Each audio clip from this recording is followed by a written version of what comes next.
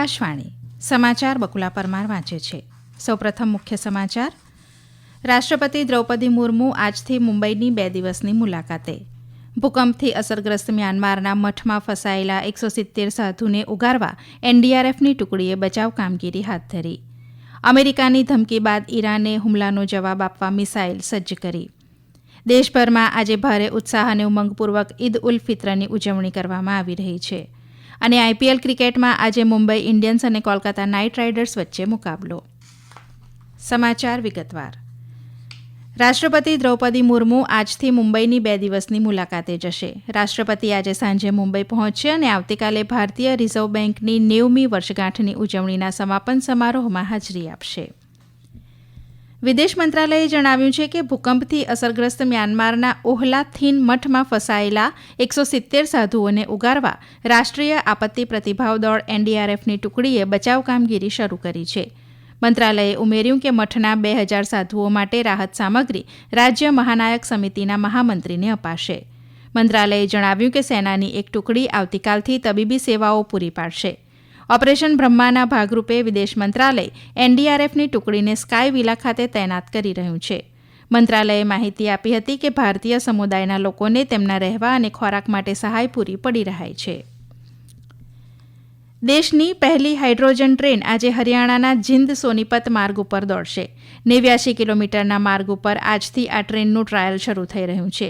ચેન્નઈની integral coach factory દ્વારા નિર્માણ કરાયેલી આ ટ્રેન પર્યાવરણને અનુકૂળ છે તેમજ તે 110 કિલોમીટર પ્રતિ કલાકની ઝડપથી દોડવામાં સક્ષમ છે.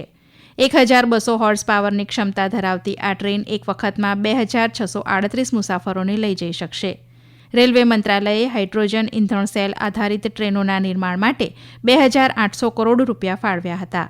તે અંતર્ગત આ પ્રકારની 35 જેટલી ટ્રેન તૈયાર કરવામાં આવી રહી છે. કોંગ્રેસ સંસદીય પક્ષના અધ્યક્ષ અને સાંસદ સોનિયા ગાંધીએ કેન્દ્ર સરકાર ઉપર શિક્ષણ ક્ષેત્રે નુકસાનકારક પરિણામો તરફ દોરી જતા એજન્ડાને અનુસરવાનો આરોપ લગાવ્યો છે. કોંગ્રેસના નેતા પવન ખેરાએ રજૂ કરેલા એક સમાચારપત્રની મુલાકાતમાં શ્રીમતી ગાંધીએ કહ્યું કે ભારતીય શિક્ષણને કેન્દ્રીકરણ, વ્યાપારીકરણ અને સાંપ્રદાયિકીકરણ જેવા 3 C મુશ્કેલીમાં મૂકી રહ્યા છે. તેમણે કેન્દ્ર સરકાર ઉપર શિક્ષણમાં સાંપ્રદાયિક એજન્ડાને અનુસરવાનો આરોપ લગાવતા કહ્યું કે સરકાર સમગ્ર શિક્ષા અભિયાન હેઠળ મળતી ગ્રાન્ટને લાભ તરીકે રોકીને મોડેલ શાળાઓની પીએમશ્રી યોજના લાગુ કરવા માટે રાજ્ય સરકારોને દબાણ કરી રહી છે. શ્રીમતી ગાંધીએ રાષ્ટ્રીય શિક્ષણ નીતિ 2020ની પણ ટીકા કરી હતી. છત્તીસગઢના દંતેવાડા જિલ્લામાં સલામતી દળો અને માઓવાદીઓ વચ્ચેની અથડામણમાં એક મહિલા માઓવાદીનું મૃત્યુ થયું છે. પ્રાપ્ત માહિતી અનુસાર સલામતી દળોની એક સંયુક્ત ટીમ બીજાપુર દંતેવાડા જિલ્લા સરહદ ઉપર સ્થિત જંગલ વિસ્તારમાં નક્સલ વિરોધી અભિયાન ઉપર ગઈ હતી. આ દરમિયાન આજે સવારે અથડામણ થઈ હતી. ઘટના સ્થળેથી નક્સલવાદી મહિલાનો મૃતદેહ તથા રાઇફલ અને કેટલાક વિસ્ફોટકો પણ મળી આવ્યા છે. અમેરિકાના રાષ્ટ્રપતિ ડોનાલ્ડ ટ્રમ્પે પરમાણુ વાટાઘાટો ઉપર લશ્કરી કાર્યવાહીની ચેતવણી આપ્યા બાદ ઈરાનના સશસ્ત્ર દળોએ અમેરિકાના લક્ષ્ય ઉપર હુમલો કરવા મિસાઇલો તૈયાર કરી છે. એક અહેવાલ અનુસાર ઘણી મિસાઇલો ભૂગર્ભમાં છે જે હવાઈ હુમલાનો સામનો કરવા માટે સજ્જ છે. અગાઉ ગઈકાલે એક ખાનગી મીડિયા સાથેની મુલાકાતમાં ટ્રમ્પે ચેતવણી આપી હતી કે જો ઈરાન તેના પરમાણુ કાર્યક્રમ ઉપર વોશિંગ્ટન સાથે સમજૂતી કરવામાં નિષ્ફળ જશે તો તેને બોમ્બ ધડાકા અને ટેરિફનો સામનો કરવો પડી શકે છે. જોકે ઈરાને વર્તમાન સંજોગોમાં સીધી વાટાઘાટોમાં જોડાવાનો ઇનકાર કર્યો છે અને કહ્યું છે કે તે આક્રમણના કોઈપણ કૃત્યનો જવાબ આપવા માટે તૈયાર છે. આ સમાચાર આપ આકાશવાણી ઉપરથી સાંભળી રહ્યા છો. આ સમાચાર આપ અમારી YouTube channel AIR news Gujarat ઉપર પણ સાંભળી શકશો. વધુ સમાચાર માટે અમારી વેબસાઇટ newsonair.gov.in/gujarati અને અમારા એક્સ હેન્ડલ AIR_news_ABAD ને ફોલો કરશો.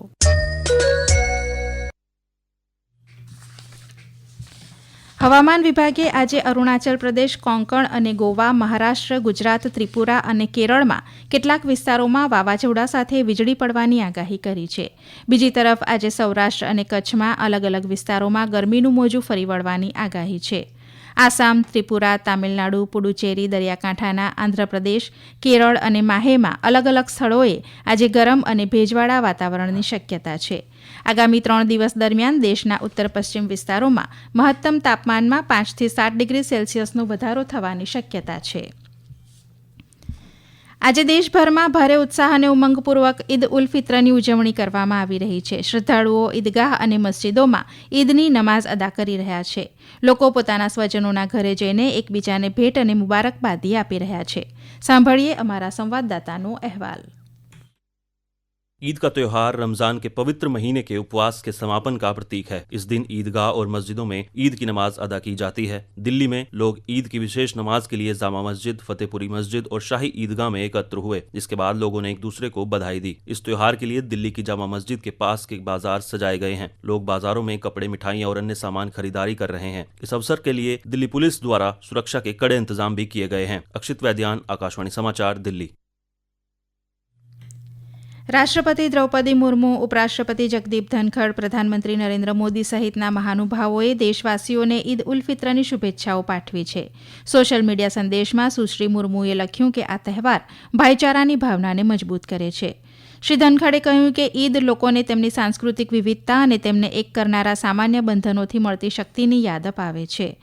પ્રધાનમંત્રી નરેન્દ્ર મોદીએ ઈદ ઉલ ફિત્ર ઉપર દેશવાસીઓને શુભેચ્છા પાઠવતા સોશિયલ મીડિયા સંદેશમાં લખ્યું છે કે આ તહેવાર સમાજમાં આશા, સદભાવ અને દયાની ભાવનાને વધારશે.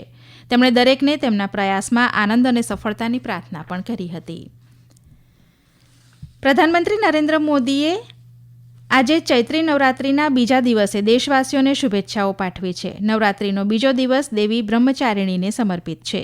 સોશિયલ મીડિયા સંદેશમાં શ્રી મોદીએ લખ્યું કે નવરાત્રિ ઉપર દેવી માના આશીર્વાદ ભક્તોમાં સુખ, શાંતિ અને નવી ઉર્જાનો સંચાર કરે છે. આ સાથે જ પ્રધાનમંત્રીએ લોકોને રાજલક્ષ્મી સંજય દ્વારા ગવાયેલા ગીતને સાંભળવાનો પણ આગ્રહ કર્યો છે. આઈપીએલ ક્રિકેટમાં આજે મુંબઈના વાનખેડે સ્ટેડિયમમાં 5 વારની ચેમ્પિયન મુંબઈ ઇન્ડિયન્સ 3 વારની ચેમ્પિયન કોલકાતા નાઇટ રાઇડર્સ સામે ટકરાશે. મુંબઈ ઇન્ડિયન્સે હજુ આઈપીએલ 2025માં ખાતું નથી ખોલાવ્યું, જ્યારે કેકેઆર અગાઉની મેચમાં રાજસ્થાન રોયલ્સ સામે જીત્યું હતું. મેચ સાંજે 7:30 વાગે શરૂ થશે. ગઈકાલે રાત્રે રાજસ્થાન રોયલ્સે ચેન્નાઈ સુપર કિંગ્સને 6 રનથી હરાવ્યું હતું. 183 રનના લક્ષ્યાંકનો પીછો કરતા ચેન્નાઈ સુપર કિંગ્સ નિર્ધારિત 20 ઓવરમાં 6 વિકેટ ગુમાવીને 176 રન કરી શકતા તેનો પરાજય થયો હતો. થાઇલેન્ડમાં સત્તાવાળાઓએ શુક્રવારના શક્તિશાળી ભૂકંપના પગલે ધ્વસ્ત થયેલી નિર્માણાધીન બહુમાળી ઇમારતના કાટમાળમાં ગેરકાયદેસર રીતે પ્રવેશતા બદલ ચીનના 4 નાગરિકોની અટકાયત કરી છે. પોલીસના જણાવ્યા પ્રમાણે ચીની નાગરિકો કાટમાળમાંથી દસ્તાવેજોની 32 ફાઇલો લેવાનો પ્રયાસ કરી રહ્યા હતા. ચીનની બાંધકામ કંપની સાથે જોડાણ હોવાથી આ અંગે તપાસ ચાલી રહી છે. 30 માળની આ ઇમારત 7.7ની તીવ્રતાના ભૂકંપથી સેકન્ડની અંદર ધરાશાયી થઈ હતી. થાઇલેન્ડ સરકારના જણાવ્યા પ્રમાણે ભૂકંપનો મૃત્યુઆંક 18 થયો છે અને 82 લોકો ગુમ છે. બાંગ્લાદેશના ચિત્તગોંગમાં આજે 2 બસ વચ્ચે થયેલા અકસ્માતમાં 5 લોકોના મોત થયા છે, જ્યારે લગભગ 12 લોકો ઇજાગ્રસ્ત થયા છે. લોહાગરા ફાયર સ્ટેશનના અધિકારીના જણાવ્યા પ્રમાણે ચિત્તગોંગથી કોક્સ બજાર જઈ રહેલી સાઉદી ટ્રાન્સપોર્ટ બસ સામેથી આવી રહેલી મિની બસ સાથે અથડાઈ હતી. ઇજાગ્રસ્તોને વિવિધ હોસ્પિટલોમાં ખસેડાયા છે. કેનેડાના ઓન્ટારિયોમાં 3.5 લાખથી વધુ નાગરિકોને ગયા સપ્તાહના અંતે બરફના તોફાનના કારણે વીજ પુરવઠામાં વિક્ષેપનો સામનો કરવો પડ્યો હતો. સરકારના પર્યાવરણ વિભાગે આવતીકાલ સુધી ઓટાવા, ક્યુબેક તથા ઓન્ટારિયોના કેટલાક ભાગોમાં બરફના કરા પડવાની અને બરફવર્ષાની ચેતવણી આપી છે. લાંબો સમય બરફવર્ષા ચાલુ રહેતા ઓન્ટારિયોના ઓરેલિયા શહેરમાં કટોકટી જાહેર કરવામાં આવી છે. અંતમાં મુખ્ય સમાચાર ફરી એકવાર. રાષ્ટ્રપતિ દ્રૌપદી મુર્મુ આજથી મુંબઈની 2 દિવસની મુલાકાતે.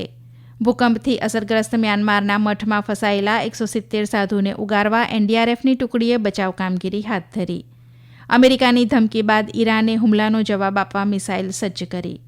દેશભરમાં આજે ભારે ઉત્સાહ અને ઉમંગપૂર્વક ઈદ ઉલ ફિત્રની ઉજવણી કરવામાં આવી રહી છે. અને આઈપીએલ ક્રિકેટમાં આજે મુંબઈ ઇન્ડિયન્સ અને કોલકાતા નાઇટ રાઇડર્સ વચ્ચે મુકાબલો. આકાશવાણી ઉપરથી સમાચાર પૂરા થયા.